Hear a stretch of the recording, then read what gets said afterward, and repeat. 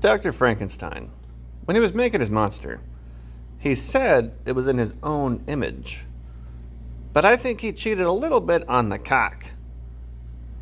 I don't think he made it exactly 4.5 inches, as Dr. Frankenstein was known to be. He was in graveyards looking for the largest cadaver with the largest cock.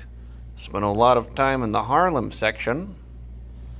Of course, Dr. Frankenstein picked out the biggest dick.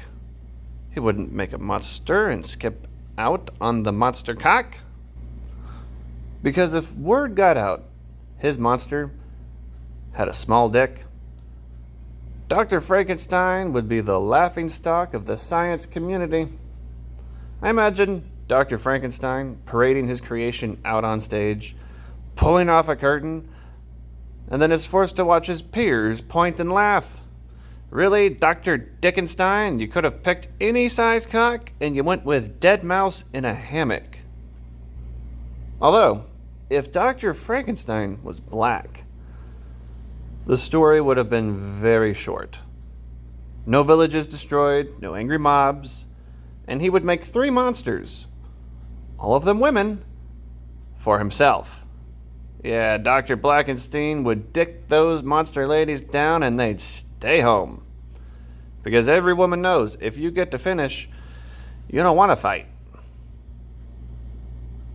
Even if one of them did leave, he would play that violin with his dick and she would come crawling back. He'd just be like, alright, I realize that's the Jurassic Park song. I just forgot the original one. Had this thing on shuffle. Oh, here we go.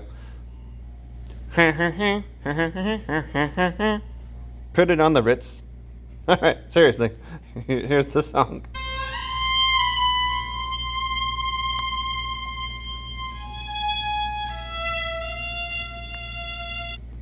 You just hear her going, I knew you'd be back. But if I was Dr. Frankenstein, and assuming lightning has a rejuvenating side effect where the people I give life to come back in their prime, I would bring back Tanya Roberts, Catherine Crosby, Betty White, and Joan Rivers. Because if you bring anyone back to life, they better have class. But as I was working on this bit of material, it made me realize Dr. Frankenstein was a bit of a cuck. He made a bride for his creation instead of himself.